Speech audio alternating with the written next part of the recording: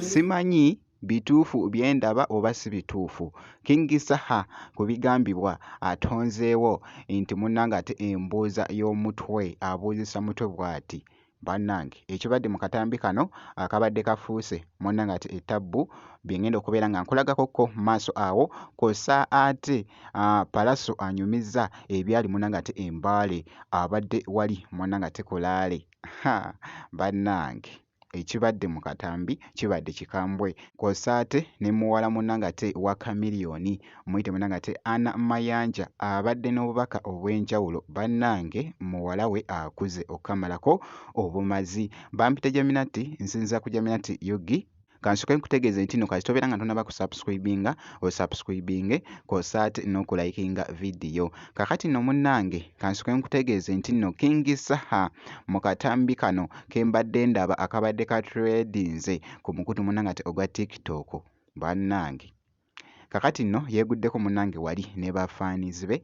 nga boogezako okulaba mu katambi ako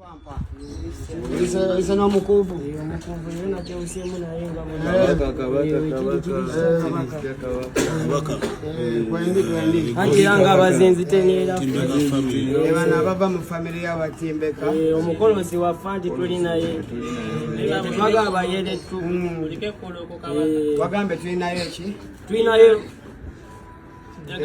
bakonjere omukonjerayo nga abiri omukuvusoko bakonjere enkungunki enkungunki y'omukolosi waffe nambemu we Uganda anti mumumanyi ekyomateri amusinga kololoka e Uganda babeera bakoloka ngabiri mulugulugo twagala abawoya abayiwawo amafukuto gali eno bamene amafukuto gali muve kuba kyomoni bajja bakyomona bajena abaana balina bukwantu swagire zina amadiri gali abavaave balutende kujja bbala jukira twagala n'enkwampa buli nkwampa yonna eyirobbera n'enswagiro ekitegere aye tetwagalayo nkwampa nki nkugambye King Saha taggwayo era nga bw'olabye kakati nno munnange kankwongereyoko wali kankwongereyoko ne Palaso yabaddekoko mulaale emu naye muganda wange Felicity Taylor ebadde Felicity Taylor wali byabadde ayogera awo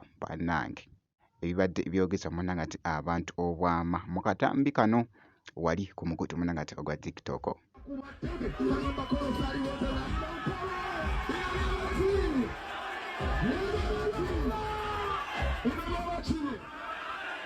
banyumiza ekyali eyiganga bamukubya amabale n'adduka yeyiganga bamuleka adduka yeyiganga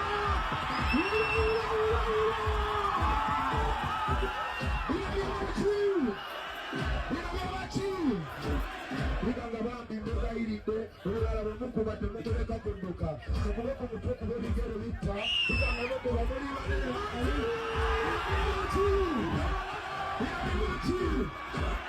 twala baby take me tugende ng'omutima bwe gwatwala paapa n'ennyonyi bwe zitwala bakadama ze nakawadda siddamu kukaaba kuva ku mmotoka eyatwalako Rajivu kuva kawumpe mu design esaidi eyo yoyo nno mwana muzibuna nga te Palaso sigenda kubeera nga ndwawo wabula kankwongereyoko wali ku muwala wa Chameleone muyite munanga ate Anna Mayanja avuddeyoko abadde n'obubaka buno abadde agamba nti nno agenda kubeera munanga ate ne TikTok box battle oba giyite munanga ate TikTok box games byonna obisanga munanga ate ku TikTok wabula TikTok box battle ziba mpaka ku live ku mukutu ogwa TikTok inga abantu babiri oba abasingawo batunuulira okulaba ani asobola okukuŋŋaanya ebirabo ebisinga obungi mu kiseera ekigere.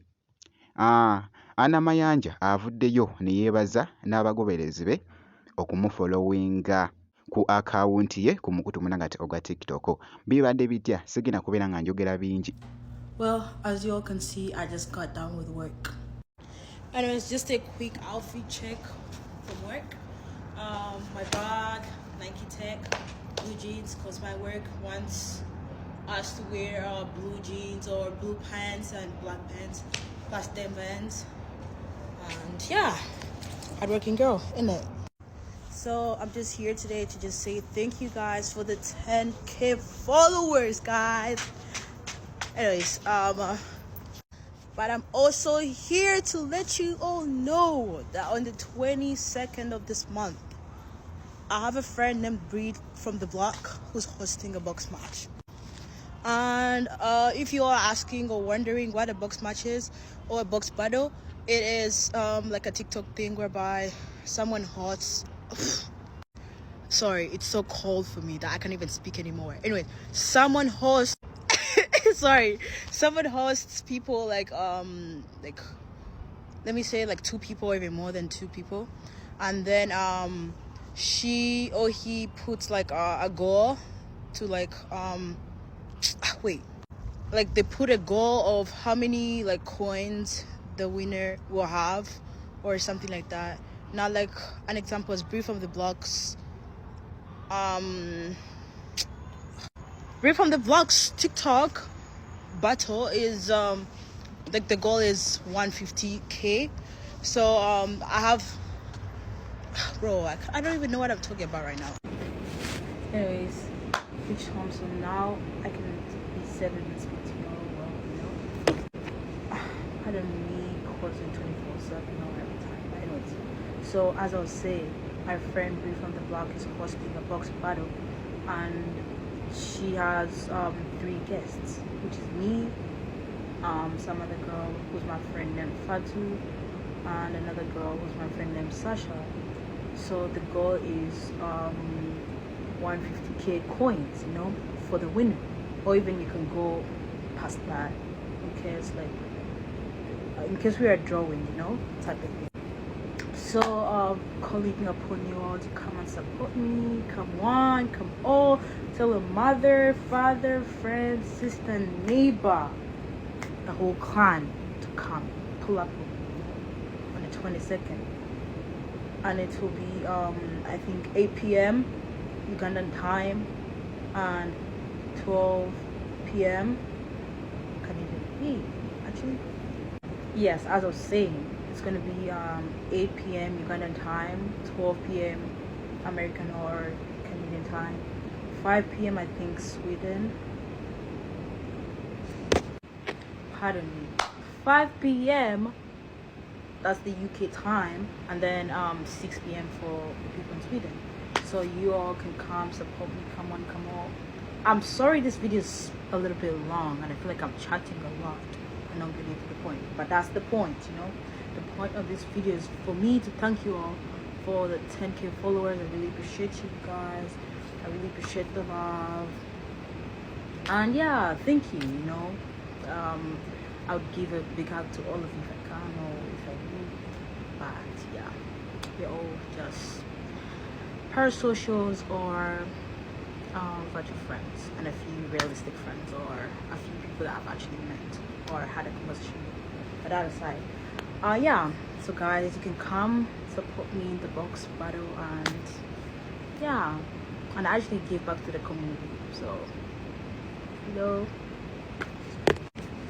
this thing to me is not just like a box battle that I want to get money from it or something like that. Nah, that's not the whole point. To me, it's like, you know, just to spread love, kindness, and yeah, I don't really know what to say anymore. But anyways, I feel like I'm chatting a lot. I'm gonna stop here and have a good night, guys. Peace out.